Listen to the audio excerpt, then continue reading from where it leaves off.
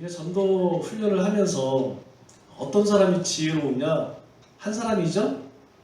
바로 죽음을 준비하는 사람이 지혜로운 사람이다. 그렇게 이야기를 합니다. 우리 인생을 통틀어서 가장 중요한 것은 죽음 이후를 준비하는 사람. 그 사람이 정말 지혜로운 사람인 것 같아요.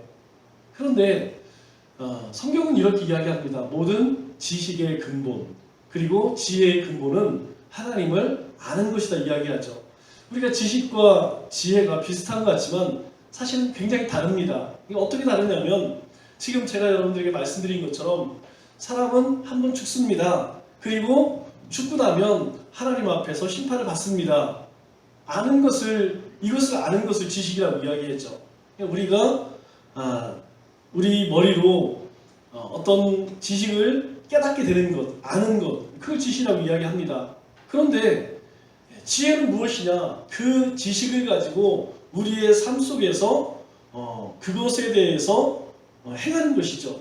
자, 죽음 이후의 삶이 중요합니다. 그러면 지혜로운 사람은 그렇구나, 사람이 죽고 끝이 아니구나, 그 다음에 하나님의 나라가 있구나, 하나님 앞에 심판을 받는구나, 그것을 위해서 지혜로운 사람은 어떻게 구원을 받을까?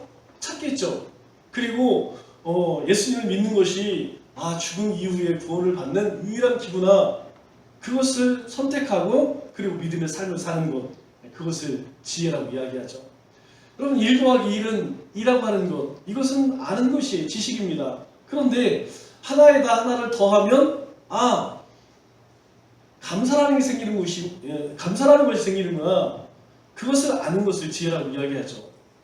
우리가 마트에 갔을 때 1 플러스 1, 왠지 공짜로 하나 더 준 느낌이지 않습니까? 그러면 우리가 다른 사람들에게 베풀고 나눌 때에 1 플러스 1으로 그렇게 베풀면 사람들이 나에 대해서 굉장히 좋게 생각하고 고맙게 생각하는구나, 그것을 깨달아서 삶 속에 적용하는 것, 그게 지혜로운 사람이죠. 그러나 그렇다 할지라도 우리 인생에는 각각의 한계가 있다는 것이에요.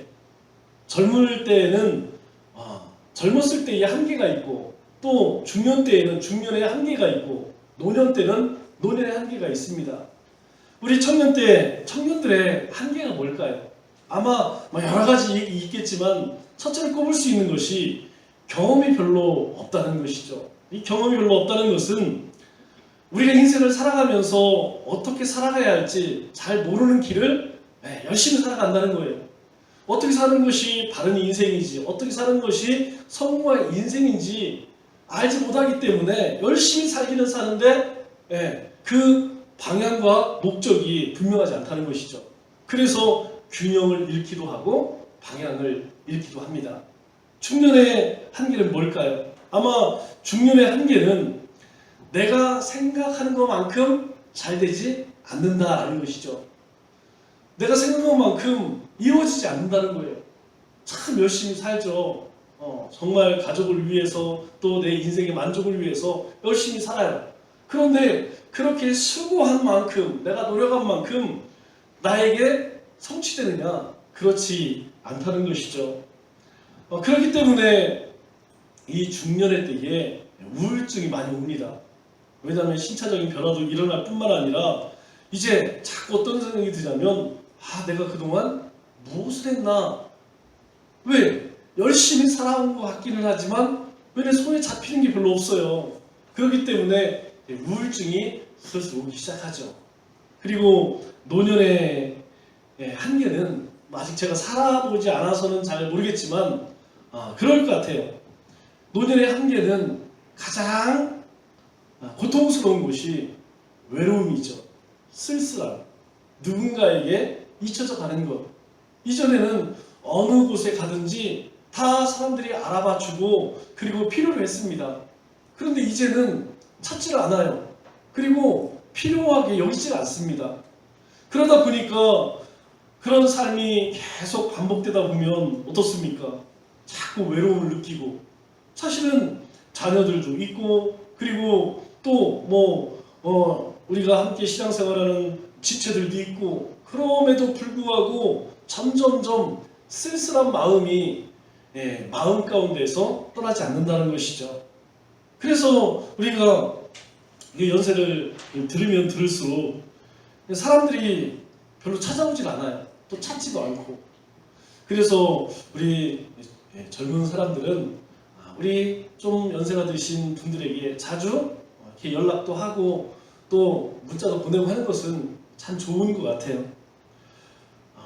이렇게 우리가 하나님의 말씀을 알고 또 하나님이 주신 지혜를 가지고 산다 할지라도 우리 인생에서 우리의 뜻대로 우리의 마음대로 되어지는 것은 별로 없습니다. 우리 그래서 고린도 전서 6장 11절에 우리에게 이런 말씀을 하세요. 너희 중에 이와 같은 자들이 있더니. 그러니까 이 고린도 교회가 여러 가지로 문제가 많이 있었지만 그 가운데 이런 사람이 있다는 거예요. 어떤 사람이냐면 주 예수 그리스도의 이름과 우리 하나님의 성령 안에서, 그러니까 예수님과 성령 안에서 죄 씻음과 거룩함과 의롭다 하심을 어떤 사람들이 받았다. 그런 사람들이 너희 가운데 있다. 이렇게 이야기해요. 왜 이런 이야기를 할까요? 우리가 살아가면서 각각이 모든 인생마다 한계가 있어요. 그런데 그 한계를 초월할 수 있는 유일한 방법은 무엇이냐? 바로 우리를 지으신 하나님을 알고 그 우리의 삶의 분명한 목적을 깨달을 때에 그 우리 인생의 한계를 넘을 수 있다는 거예요. 경험이 없다 할지라도 하나님이 나와 함께하면 분명한 방향을 정할 수 있다는 것이죠. 우리가 열심히 살아서 성취한 것이 없다 할지라도 하나님이 우리와 함께 하시면 만족이라고 하는 것, 기쁨이라고 하는 것, 그리고 우리가 달려가야 할 길이 무엇인가를 더 선명하게 한다는 거예요. 노년에 아무도 찾아주지 않아서 외롭고 그리고 쓸쓸하지만 우리가 가야 할 본향이 있기 때문에 소망이 넘친다는 거예요. 그래, 내가 하나님 나라에 갈 날이 이제 좀 더 가까워졌구나. 야, 내가 이제 살 날이 얼마 안 남지 않았네? 이게 아니고 이제 내가 조금 하루 더 하나님 나라에 가겠구나. 그런 소망이 생긴다는 것이죠. 그래서 우리가 그리스도 안에서, 성령 안에서 우리가 얻은 것이 무엇이냐? 바로 씻음과 거룩함과 의롭다 하심이라는 거예요. 여러분, 씻음이라는 게 무엇입니까? 이 씻음은 인간이 절대 해결할 수 없는 문제가 한 가지 있다고 그랬죠. 그게 뭡니까? 바로 죄의 문제라는 거예요. 이 죄의 문제는 사람이 해결할 수 없습니다. 그래서 우리 가운데 예수님을 보내주셔서 누구든지 예수님을 믿기만 하면 그 죄를 씻어주시겠다. 그렇게 하나님께서 우리에게 약속을 해주셨죠. 그래서 성령님께서 우리 가운데 찾아오셔서 이러한 사실을 어떻게 합니까? 알게 하시고 깨닫게 하시도록 도와주시는 것이죠. 그런데 우리가 여기서 중요한 건 한 가지는 무엇이냐면 그렇게 성령님께서 내 마음에 들어오시도록 문을 여는 것, 그것은 누가 해야 되는 것이죠? 바로 내가 해야 한다는 것이죠. 내가 행하지 않으면, 내가 마음을 열지 않으면 성령님께서 아무리 두드려도 여러분 우리 안에 하나님의 영이 찾아올 수가 없어요. 이것은 우리 신앙생활도 마찬가지입니다. 우리가 아무리 좋은 말, 너희 몸으로 하나님께 드리고 너희가 눈과 귀로 하나님을 향하고 하나님이 주신 시간을 하나님의 영광을 위해 써라. 여러분 아무리 그 이야기를 듣는다 할지라도 우리가 그것을 받아들여서 그렇게 살아내지 않으면 소용이 없다는 것이죠. 그래서 우리의 삶도, 우리 가운데 하나 주신 사명도 성령의 감동을 받을 때에 순종하는 것이 중요하다는 것입니다. 두 번째 뭐라고 이야기하죠? 거룩함을 이야기합니다. 왜 거룩함이 중요하냐? 하나님이 거룩하시기 때문에 거룩한 분 앞에 나아가기 위해서는 우리도 거룩해야 한다는 것. 우리가 거룩하지 않으면 하나님 앞에 갈 수가 없습니다. 그래서 예수님을 믿고 우리의 죄 씻음을 받게 되면 우리는 하나님 나라의 거룩한 백성이 되어지는 것이죠. 그래서 우리는 하나님을 아빠, 아버지라고 부를 수 있는 그런 자격이 생기는 거예요. 그래서 하나님이 우리 아버지가 되면 그때부터는 하나님께 부탁이 아니라 요구를 할 수 있습니다. 여러분, 우리의 기도는 하나님께 부탁하는 게 아닙니다. 우리가 이것을 잘 깨달아야 돼요. 하나님 앞에 우리가 요구하는 것은 하나님이 우리에게 약속하셨어요. 우리 아이들이 그런 약속하죠. 네가 요번에 시험에 70점 맞으면 자전거 사줄게. 90점 맞으면 제주도 놀러 갈게. 그렇게 무엇인가 아이들이 약속을 하잖아요. 그러면 아이들은 어떻게 해요? 그것을 이루기 위해서 어떻게 열심히 막 공부를 하잖아요. 하나님은 똑같다는 거예요. 우리를 자녀 삼아주셨으니 너희가 이제 주님처럼 겸손하고 온유하고 사랑이 풍성한 삶을 살아라. 우리에게 약속하셨어요. 그런 약속을 살 때에 하나님이 신령한 복을 너희가 주겠다. 그래서 우리에게 그런 삶을 살아내도록 어떻게 해요? 하나님께 요구하는 것이죠. 하나님, 제가 그런 삶을 살기를 원합니다. 그런데 이런 유혹도 오고 이런 시험도 오고 이런 낙심도 오네요. 하나님 어떻게 해야 할까요? 그렇게 하나님 앞에 우리는 약속을 붙들고 나갈 수 있는 것이죠. 언제? 내가 예수 그리스도의 이름으로 거룩해졌을 때. 또 의로움이란 무엇입니까? 의로움이라는 것은 세상 차원의 윤리 도덕적인 그것을 이야기하는 것이 아니에요. 너희가 세상에서 바르고 정직하고 그리고 착하게 살아라. 세상 사람들은 그것이 자신의 삶의 최고의 덕목이 될 수 있지만 여러분 그것은 우리가 이야기하는 의로움이 아니라는 것이죠. 여기서 여기는 의로움은 예수님을 영접하지 않으면 불의한 것입니다. 예수님을 영접하면 의로운 것이에요. 그거 얘기하는 거예요. 아무리 세상에서 착한 삶을 살고 많은 선행을 하고 그리고 성공했다 할지라도 예수님 안 믿으면 그 사람은 의로운 사람 절대 될 수 없다는 거예요. 그러나 세상에서 아무리 엉터리 같은 삶을 살았다 할지라도 예수님을 영접하여서 거듭남의 삶을 살면 바로 그 사람은 하나님의 의로운 의의 옷을 던집게 된다는 것이죠. 그래서 제임스 패커라고 하는 아주 유명한 목사님이 있어요. 이 목사님 그런 말씀하십니다. 믿음이란 무엇이냐? 믿음은 하나님을 아는 지식이다. 이렇게 이야기해요. 앞에서 지식 이야기했죠? 하나님은 은혜가 자비롭고 이런 하나님이라는 것을 우리가 알게 되면 그 하나님을 우리가 삶 속에서 요청할 수가 있어요. 그 하나님은 우리의 삶 속으로 하나님을 모시고 올 수 있다는 것이죠. 그런데 하나님을 알지 못하면 우리가 위기 때에 고통스러울 때에 어떻게 해야 할지 모른다는 것이죠. 그러나 우리에게 믿음이 있다면 그 하나님은 어떻게 해요? 우리의 고통 가운데 위기 가운데 하나님을 우리가 삶의 현장으로 바로 모시고 올 수 있다는 것입니다. 그럴 때에 바로 우리의 삶 속에서 영육간에 하나님을 알고 경험하게 된다는 것이죠. 우리가 하나님을 경험하고 하나님을 만나는 것은 대단히 중요합니다. 왜 그러냐면 다른 신들은 죽은 신이기 때문에 허상이기 때문에 절대 못 만나요. 그러나 하나님은 살아계신 분이기 때문에 만날 수 있다는 것이죠. 그래서 이 고린도 교회 사도 바울이 너희가 죄 씻음과 그리고 거룩함과 의로운 자들 그들이 예수와 성령 안에서 너희 가운데 있다. 왜 이야기를 하겠어요? 그러한 삶을 우리에게 살라고 당부하는 것이죠. 그래서 사도 바울이 에베소 성도들에게 이와 같은 복음의 진리를 가르쳤고 또 교회 안에서 하나됨을 강조하였죠. 우리 4절에 뭐라고 이야기합니까? 세 가지를 얘기했죠. 몸이 하나요, 성령도 하나요, 부르심의 한 소망 안에서 우리가 부르심을 받았다. 이 말의 의미가 무엇입니까? 몸이 하나요라는 것은 우리가 주님과 연합되었다는 거예요. 주님과 연합되어서 나와 주님은 한 몸이라는 것이죠. 동시에 구원받은 하나님의 백성들이 모여있는 이 교회 공동체로 각각의 다 다르지만 주 안에서 같다는 것이죠. 하나라는 것이죠. 그래서 우리는 하나입니다. 왜 하나라고요? 이후에 우리는 전부 하나님 나라에서 함께 살아갈 사람들이라는 거예요. 또 그것이 어떻게 가능하느냐? 성령님이 우리 가운데 성령님이 하나이시기 때문에 우리 안에는 다 성령님께서 함께 계세요. 그런데 그 각각의 성령님이 아니고 성령님이 하나이기 때문에 우리는 한 몸을 이룰 수 있다는 것이죠. 동시에 우리는 한 소망을 품을 수 있다는 거예요. 그 소망이 무엇입니까? 하나님의 나라, 하나님의 영원한 나라, 그 나라를 소망하게 된다는 것이죠. 그것을 우리가 어떻게 할 수 있느냐? 예수 그리스도가 이 땅에 오셨고 십자가에서 죽으심으로 우리의 죄사함을 우리를 죄를 사하셨고 부활하심으로 영원한 생명을 주셨다는 것을 저도 알고 여러분도 안다는 것이죠. 그래서 사도 바울이 부르심에 합당한 삶을 살아가는 모든 그리스도인들은 성령 안에서 하나 되게 하는 것.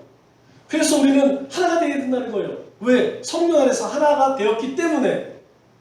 그리고 오늘 사도 바울은 이제 성자 예수님과 관련해서 교회의 하나됨을 우리에게 말씀하고 있습니다. 우리 5절 3절 말씀, 3절 말씀 보면 주도 한 분이시요 이렇게 말씀하죠. 여러분, 구원자 예수 그리스도는 오직 한 분이라는 거예요. 그런데 우리나라에는 재림예수가 너무 많아요.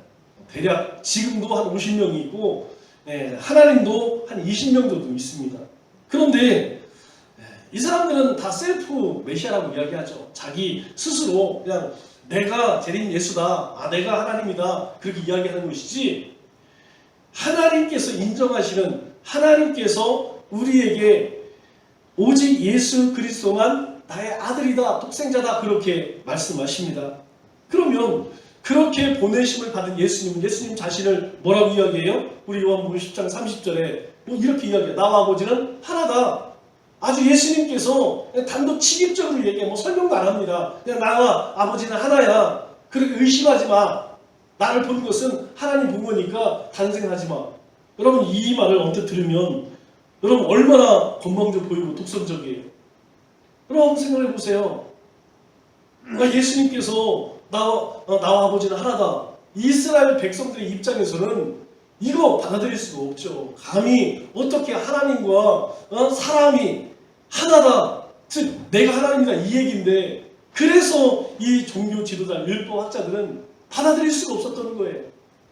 어떻게 자기 자신을 하나님이라고 이야기하느냐. 그런데 예수님께서 이렇게 말씀하시는 이유가 무엇입니까? 예수님이 나와 하나님은 아버지는 하나다 그렇게 이야기하는 이유는 요한복음 5장 39절에 뭐라고 이야기해요? 너희가 성령에서 영생을 얻을 줄 생각하고 성경을 연구하니와 너희 가운데 하나님의 말씀이 있다는 거예요. 그런데 그 성경이 곧 내게 대하여 증언한 것이다.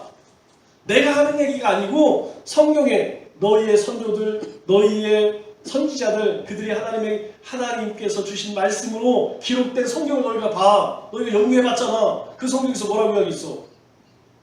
너희 가운데 이게 약속했잖아. 여러분, 요즘에 우리가 이사야 말씀을 읽고 있지만 여러분 50장, 51장, 52장, 53장에서 뭐라고 이야기합니까? 계속 메시아에 대해서 계속 이야기하고 있잖아요. 너희가 그것을 연구했으면서 나는 누구냐? 이미 성경이 나를 증거한다.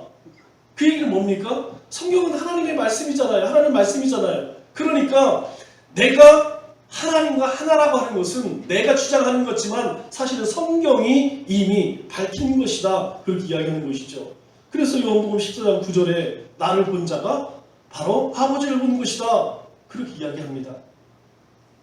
왜 예수님께서 이런 이야기를 하실까요? 예수님께서 자신에 대해서 이렇게 이야기하는 아주 중요한 이유가 뭐냐면 예수님께서 이렇게 말씀해요. 나는 길이요 진리요 생명이니. 이것이 가장 중요하다는 것이죠. 예수님이 바로 우리 인생의 길이고 진리고 생명이기 때문에 나로 말미암지 않고는 예수님 아니고는 아버지께 나아갈 수가 없다는 거예요. 너희가 가지고 너희에게 준 그 율법, 요즘에 우리가 출애굽기 말씀을 묵상하죠? 여러분, 우리가 출애굽기 말씀을 묵상하면서 시작은 정말 너무너무 아름다워요. 하나님의 용서하심과 그리고 하나님의 자비와 그리고 하나님이 다시 그들 가운데에서 그것을 보면 정말 은혜가 넘쳐요.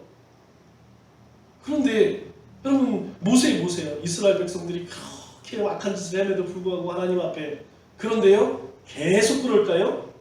아닙니다.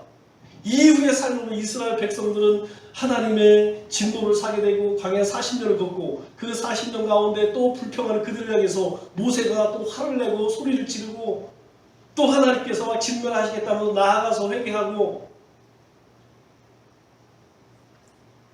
여러분, 율법으로는 우리의 행함으로는 절대 하나님을 만족하게 할 수 없다는 거예요. 우리가 예수님을 의지하지 않으면 우리는 결코 하나님이 요구하시는 그 그 의로운 삶, 거룩한 삶을 살아갈 수 없다는 것이죠.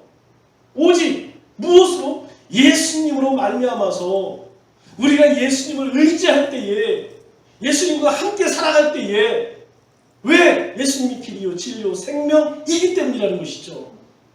여러분, 예수님은 그렇게 이야기했나요? 다른 사람들은 어떻게 얘기합니까? 마태복음 14장 34절의 말씀을 보면 뱃사람들이 예수님을 향해서 와, 이 사람이 진짜 하나님의 아들이구나. 왜? 예수님이 하는 일을 보니까 이건 사람의 일이 아니에요. 또 마가복음 27장에 보면 백부장과 예수를 지키던 사람들이 아, 이 사람이 진실로 하나님의 아들이구나. 이 예수님께서 이게 하나님의 아들이 아니고는 이런 징조들이 나타날 수 없다는 것이죠. 또 요한복음 20장에 뭐라고 이야기합니까? 제자 도마가 야, 정말 주님이시고 하나님이시구나. 내가 그동안 그냥 잘 몰랐는데 내가 예수님 옆구리를 만져보니까 이 예수님이 진짜였구나. 예수님도 자신을 하나님의 아들이라고 이야기했을 뿐만 아니라 그를 만났던 모든 사람들이 하나같이 뭐라고 이야기해요? 하나님의 아들, 나의 주, 그리고 나의 하나님, 이렇게 고백하는 것이죠. 여러분, 만약 가짜라면 자기 자신이 아, 나는 내가 하나님의 아들이야, 그래서 셀프 얘기한다면 혹 자기 가까운 사람들을, 자기를 추종하는 사람들은 그렇게 이야기할지 모르겠죠. 그러나 이렇게 서로 다른 사람들이 다 공통적으로 고백할 수는 없다는 것입니다. 그러면 왜 이 사람들이 이런 고백을 했을까요? 왜 사람들이 각각이 하는 일도 그리고 다 다른 그런 부류의 사람들이 아, 저분이 진짜 하나님의 아들이었구나, 왜 그런 고백을 했을까요? 그것은 예수님께서 하신 일 때문이라는 것이죠. 먼저 예수님이 이 땅에 오실 때 어떻게 오셨습니까? 독생자로 오셨다는 거예요. 이 독생자, 동정녀 마리아를 통해서 오셨다는 거예요. 이게 아주 중요합니다. 왜냐하면 우리 모든 사람에게는 죄의 유전이라는 게 있어요. 아담과 하와로 인하여서 우리 DNA 속에는 죄의 본성을 가지고 있어서 무엇을 추구하느냐? 하나님의 의로움을 추구하는 것이 아니고 죄악을 추구한다는 거예요. 죄악 추구하면 결과는 뻔하죠. 그래서 예수님께서 동정녀를 통해서 오셨을 뿐만 아니라 이 땅에 왜 오셨습니까? 마가복음 10장 45절에 이렇게 이야기하죠. 우리에게 이 땅에 오신 이유는, 인자가 온 것은 자기 목숨을 많은 사람들의 대속물을 주려 함이라. 예수님의 오신 목적은 딱 하나예요. 내가 너희를 섬기기 위함인데 그 섬김은 뭐냐? 나를 죽여서 너희를 살리는 것, 대속제물이 되는 것, 그거라는 거예요. 여러분, 요즘 출애굽기 말씀을 우리가 묵상하면서 그 예수님이 어떤 일을 하셨는지 분명히 있잖아요. 하나님 앞에 나아갈 자들이, 심지어 하나님 앞에서 제사를 드리는 자들도 그 거룩함을 유지하기 위해 어떻게 해야 합니까? 매일매일 번제들, 아침 저녁으로 번제를 드려서 자기 죄에 속지하지 않으면 여러분, 제사장 하나님의 거룩한 백성으로 살아갈 수 없다는 거예요. 그런데 주님께서 오셨어요. 그래서 주님께서 우리를 위해서 대속물이 되어주셨다는 거예요. 예수님이 오신 이유라는 것입니다. 그래서 그 주님께서 우리에게 행하신 일이 뭐냐? 마태복음 4장에 보면 예수님께서, 우리가 너무나 잘 아는 말씀이죠. 가르치고 복음을 전파하고 그리고 백성들의 모든 병과 모든 약한 것을 고치시니, 예수님은 3대서가 아니에요. 예수님께서 회개하라 천국이 가까이 왔느니라. 그럼 천국이 무엇이냐? 예수님께서 말씀하세요. 심령이 가난한 자, 그리고 애통하는 자, 온유한 자, 의에 목마른 자, 긍휼을 잃은 자, 이런 사람들이 하나님 나라를 소유하는 것이다. 이러한 사람이 진정 복이 있는 것이다. 그것을 가르치고 전파하셨다는 것이죠. 왜 그렇게 하셨을까요? 여러분, 그뿐만입니까? 우리 마가복음 2장 5절 말씀을 보면 결국 예수님께서 내 죄사함을 받았느니라. 어떤 사람이 이 병자에게 병을 낫겠느냐? 혹시 그럴 수는 있어요. 병아 물러가라, 그럴 수는 있어요. 그런데 병을 고칠 뿐만 아니라 너의 죄를 사하겠다. 여러분, 그것은 이해가 안 되죠. 그런데 예수님께서 궁극적으로 오신 이유는 우리의 죄를 사하시기 위해서, 대속하시기 위해 오셨다는 거예요. 왜 그렇게 했다는 것이죠. 왜 자신을 희생해서, 자신을 그렇게 고통 가운데에서 우리를 살려낸 거죠. 우리 로마서 우리 로마서 5장 8절에 하나님 말씀하십니다. 하나님께서 우리에 대한 자기 사랑을 확증하셨느니라. 언제? 우리가 아직 죄인 되었을 때에, 우리가 죄인이기 때문에 하나님의 진노를 받아 진멸당해야 되는데, 그리스도께서 우리를 위해 죽으심으로 하나님 우리를 얼마나 사랑하시는지 그 자기 사랑을 예수님을 십자가의 대속물이 되게 하심으로 우리에게 증거하셨다, 확증하셨다, 그렇게 말씀하세요. 우리를 사랑하신다는 거예요. 하나님께서는 자기 아들을 죽이기까지 우리를 사랑하신다는 거예요. 그래서 오늘 에베소 성도들에게 이야기합니다. 너희가 이 땅 가운데 왜 부르심에 합당한 삶을 살아야 하느냐? 다른 게 아니라는 거예요. 몸도 하나요, 성령도 하나요, 그리고 세례도 하나요, 믿음도 하나요, 주도 하나요. 우리는 절대 분리될 수 없다는 것이죠. 우리는 주 안에서 하나이기 때문에, 그 주님도 하나고 주님이 주신 믿음도 하나고 주님이 주신 세례도 하나이기 때문에 우리는 이 땅 가운데 살아갈 때 그분을 바라보고 그분이 주신 믿음을 붙들고 살아가야 한다는 것이죠. 말씀을 맺겠습니다. 하나님께서는 우리를 구원하시기 위해서 이 땅에 예수 그리스도를 보내주셨습니다. 그래서 하나님의 독생자 예수 그리스도를 믿는 믿음으로 우리를 구원하셨습니다. 남은 3일도 예수 그리스도 안에서 주님이 주시는 믿음을 굳게 붙들고 거룩하고 성결된 삶을 사시는 우리 믿음의 권속들 다 되시기를 주님의 이름으로 축원합니다. 아멘. 기도하겠습니다.